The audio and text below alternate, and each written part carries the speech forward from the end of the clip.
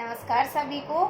आज का जो हमारा विषय होगा वो हाल ही में सीनियर के एग्ज़ाम हो चुकी है और सभी वर्तमान में अपने एग्ज़ाम दे के घर में हैं।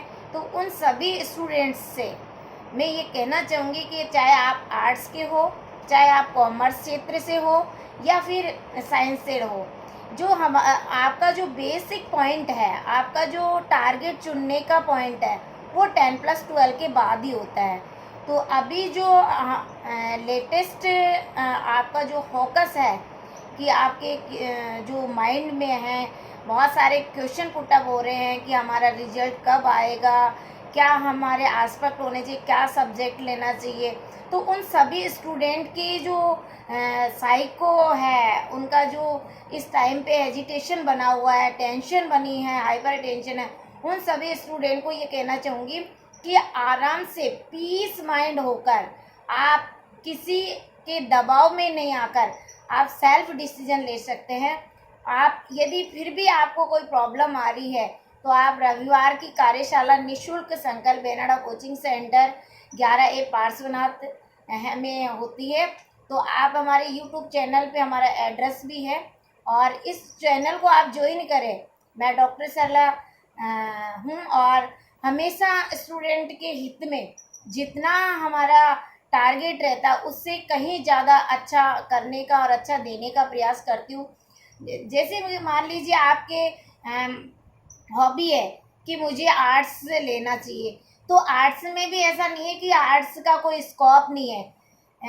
माय डियर स्टूडेंट्स, जितने आर्ट्स से आप एक ऐसा प्लेटफॉर्म है जिससे आप अपने डिप्लोमा करके आप ग्रेजुएट की डिग्री लेके RS IAS बन सकते हैं। आर्ट्स से आप अभी अगर किसी ने स्टूडेंट ने STC BEd STC की अभी वैकेंसी आने वाली है जिसे DLED बोलते हैं, या अपने BEd 4 इयर्स का कोर्स होता है 12th के बाद, या और ग्रेजुएशन के बाद 2 साल का 2 ईयर का होता है BEd। यदि वहाँ आपने फॉर्म फिलअप किया है तो बहुत ही बेहतरीन है, क्योंकि एक प्लस पॉइंट हो जाता है कि आपका एक ऑन डिपेंड होने का कि आपने डिग्री ले ली है, आपने BEd कर लिया है या DLED कर लिया है, तो एक प्लस पॉइंट है आपके पास में। और आप अभी से एक आपके माइंड को पेटियार कीजिए पूरी तरह से। आप फादर आपके क्या कहते हैं, मदर आपकी क्या कहती है, बट ये मायना नहीं रखता। मायने ये रखता है कि मेरी रुचि साइंस में है या मेरी रुचि मैथ में है या मेरी रुचि स्टडी जनरल स्टडी में। तो ये आपका आप तय करेंगे कि भाई आपका मैथ में इंटरेस्टेड, ये नहीं कि नंबर आपके अच्छे आ गए। नंबर आने के साथ साथ आपकी हॉबीज़ भी होनी चाहिए, क्योंकि आपको बहुत एक लंबी प्रोसीजर के लिए चलना पड़ेगा। और यदि आपने अभी सब्जेक्ट का ढंग से चयन नहीं किया, आपका टारगेट का चयन नहीं किया, तो वो आपके लिए हार्मफुल हो सकता है। इसलिए आप क्या करेंगे कि आप अभी से आपके माइंड में ये रख ले, ये तय कर ले कि मेरे इंग्लिश में अच्छे सब्जेक्ट में है तो आप एक इंग्लिश लिटरेचर सब्जेक्ट ले लीजिए। आपके बाद में पॉलिटिकल सब्जेक्ट ले लीजिए, ज्योग्राफी ले लीजिए, बहुत ही बेहतरीन सब्जेक्ट है आपके जॉब के। हर कंपटीशन आप इस सब्जेक्ट से फाइट कर सकते हो, क्योंकि इंग्लिश का स्कोप भी बहुत अच्छा है। जो हमारे राजस्थान में इंग्लिश मीडियम स्कूल खुल गए हैं, तो आने वाला जो फ्यूचर है वो इंग्लिश का होगा। नई टेक्नोलॉजी आ गई है, स्मार्ट जो मैं आपके साथ कर रही है एज ए स्मार्ट प्रोजेक्ट है कि आज नई नई टेक्नोलॉजी आप घर पे आ जा सकते हैं। जो बच्चों के कि इस तरह की ग्लानि रहती है, उनको फील होता है कि हमारे पास पैसे नहीं है कि हम नहीं पढ़ सकते, उन स्टूडेंट के लिए हमने निःशुल्क जो संकल्प बेनाडा कोचिंग सेंटर है वो बाबा साहब डॉक्टर भीमराव अम्बेडकर को समर्पित है। और बहुत ही बेहतरीन हर रविवार की कार्यशाला होती है 11 बजे से लेकर 4 बजे। जयपुर से बाहर के भी स्टूडेंट आ सकते हैं और यहाँ तक कि अभिभावक भी अपने स्टूडेंट के अपने बच्चों के साथ आके, और सही है या नहीं है ये भी आप अपने मार्क्स कर सकते हैं, टिप्पणी कर सकते हैं। ऐसा कुछ नहीं है, क्योंकि बाबा साहब ने कहा था शिक्षित बनो और संगठित रहो और संघर्ष करो। साथ में ये भी कहा था कि शिक्षा शेरनी का वह दूध है जितना पियोगे उतना दहाड़ोगे। तो ये जब मैं आज आपके सामने अपना प्रेजेंटेशन दे रही हूँ, तो ये और किसी की बदौलत नहीं है, ये बाबा साहब की बदौलत है, ये संविधान की बदौलत है। इसलिए आप इस एजुकेशन को समझिए कि आज ये नहीं है कि आप में बहुत अच्छी टैलेंट है, मेरे से ज़्यादा टैलेंटेड है, लेकिन विल पावर आपका स्ट्रॉन्ग होगा, आपके कॉन्सेप्ट क्लियर होंगे, आपको ये डिसीजन, आपका खुद का माइंड ये सेटअप करेगा कि मुझे आर्ट्स लेना है, तो आर्ट्स भी इस तरह से लेना है कि आपके सब्जेक्ट का सही डिसीजन लेना है कि भाई मुझे यदि टीचर बनना है तो मुझे ये सब्जेक्ट लेने हैं। आप आर्ट्स ले सकते हैं, साइंस से भी आप टीचर्स बन सकते हैं, ऐसे नहीं है। साइंस के भी मैथमेटिक्स से भी वही टीचर बन के पढ़ाते हैं, मैथ कौन पढ़ाएगा, टीचर ही बना देंगे। तो ये अपने आप को मतलब एक प्रॉपरली इस टाइम पे बहुत ही सख्त जरूरत है आपको एक गाइडलाइन की, प्रॉपर गाइडलाइन की। और इसी ये जो वक्त है 12th जब आपका रिजल्ट आएगा, उससे पहले ही हमने ये कॉन्फ्रेंस रखी है, सेमिनार रखी है हर रविवार की। तो जब रिजल्ट आएगा उस दौरान तो आपका सेल्फ कॉन्फिडेंस इतना स्ट्रोंग हो जाएगा कि आप खुद डिसीजन ले लेंगे कि मैंने जो चुना है, या डॉक्टर सरला जी ने जो हमें मार्गदर्शन दिया वो हमारे लिए बेहतरीन है।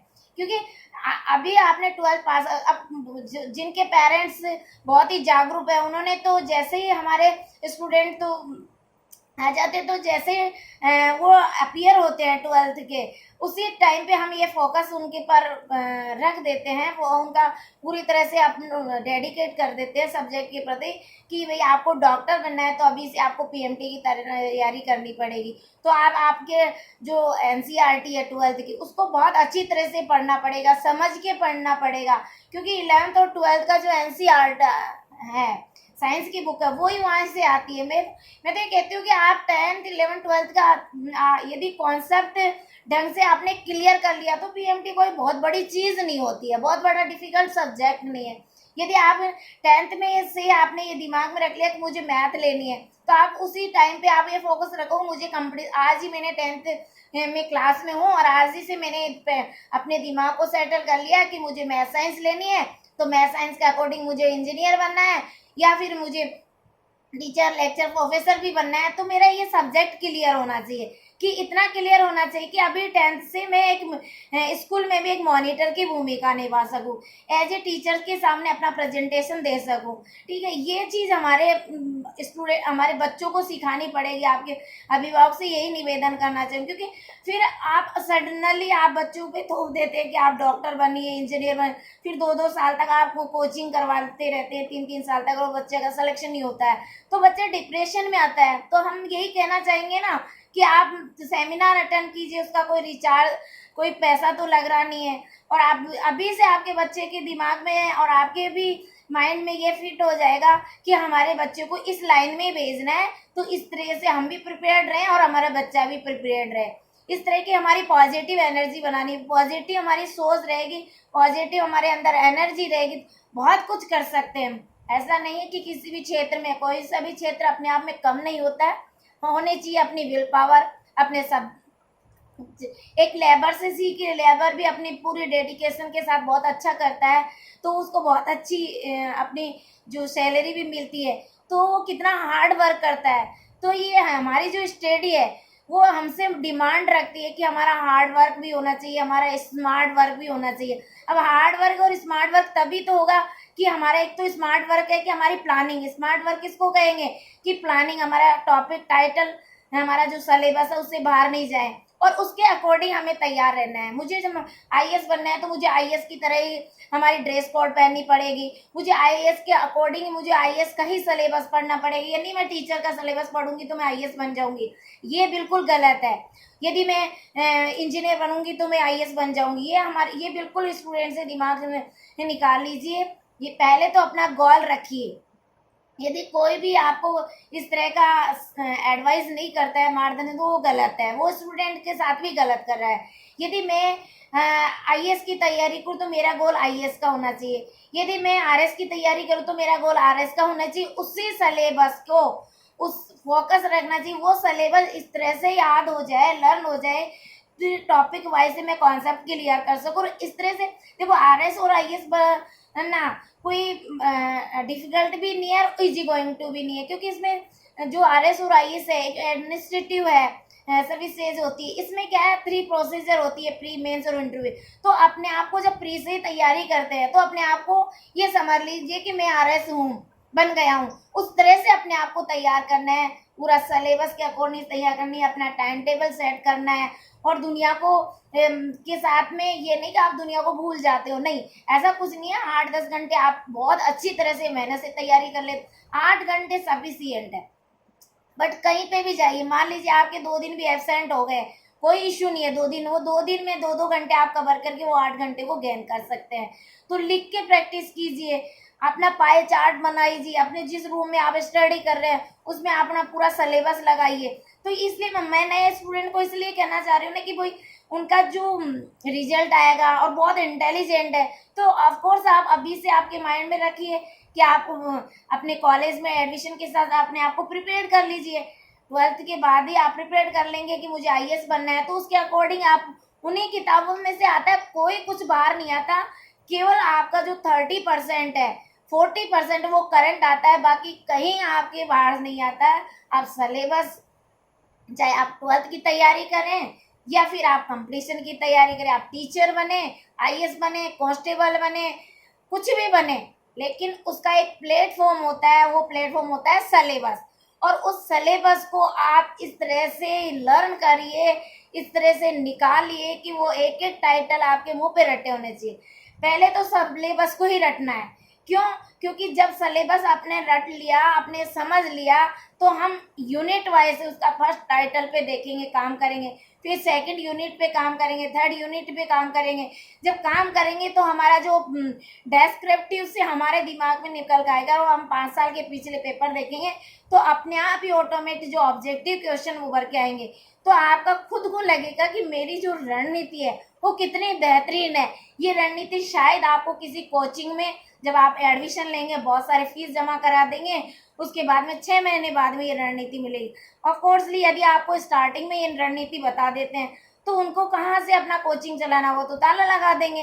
तो यही मैं किसी कोचिंग का कोई आलोचना नहीं कर रही, ना किसी को हर्ट कर रही। मेरा जो उद्देश्य है, मेरा जो बाबा साहब पे मैं काम कर रही हूँ, तो वो एक सिर्फ ये उद्देश्य है कि यदि स्टूडेंट को प्रॉपरली गाइडेंस मिल जाता है, प्रॉपरली उसको जो अपना टारगेट के लिए मटेरियल मिल जाता है, प्रॉपरली उसकी सोच को डेवलप कर देते हैं, तो निश्चित रूप से कोई भी कोचिंग सक्सेस 100% सक्सेस होगा और उसका पढ़ाया स्टूडेंट भी सक्सेस होगा। इस तरह से आप यदि किसी भी तरह के कोई कंफ्यूजन हो या किसी आपके सब्जेक्ट हो, और प्लीज़ जितने भी स्टूडेंट्स हैं जो जिन्होंने 12th के एग्ज़ाम दे दिए, वो प्लीज़ घर नहीं बैठे, आप घर में भी अपने ऑक्सफोर्ड है इंग्लिश की डिक्शनरी, उसमें से डेली के 20, 30 या 50 मीनिंग निकालिए इंग्लिश में, और छोटे छोटे सेंटेंस टेंस लिखिए। आपकी बहुत सारी परिस्थितियां हैं, तो आई नो वेरी वेल, परिस्थितियों को मैं समझ सकती हूँ, लेकिन यदि आपको कुछ बनना है तो आपको ये तो है नहीं कि संकल्प आपके से कोई फीस ले रहा है। आप रविवार की कार्यशाला में आइए और आप ज्वाइन करिए। आप आउट ऑफ राजस्थान से या फिर कहीं पे जैसलमेर, बाड़मेर रहकर भी तैयारी करते हैं, कर सकते हैं। आप संकल्प से जुड़िए, आप सिलेबस के अनुसार आपको नोट्स मिलेंगे, एक तरीका, एक मेथोडोलॉजी आपको समझ में आ जाएगी। इस तरह से अगर आपको मेथोडोलॉजी समझ में आ गई कि मैं किस तरह से मेरा जो टारगेट है, किस तरह से मैं टीचर बन सकता हूँ, किस तरह से मैं IAS बन सकता हूँ, किस तरह से RS बन सकता हूँ, किस तरह से मेरे सिलेबस होना चाहिए, क्या मेरे कौन कौन से मैं सब्जेक्ट पढ़ूँ, ये सारा मैटर आपको संकल्प में मिल जाएगा। और इस तरह से अगर आप प्रॉपरली 1-2 कॉन्फ्रेंस अटेंड कर लेते हैं तो निश्चित रूप से आप इस कॉन्फ्रेंस के अकॉर्डिंग आप मेहनत करते हैं तो निश्चित रूप से आप कामयाब होंगे और आपका टारगेट को प्राप्त करोगे। Thank you so much.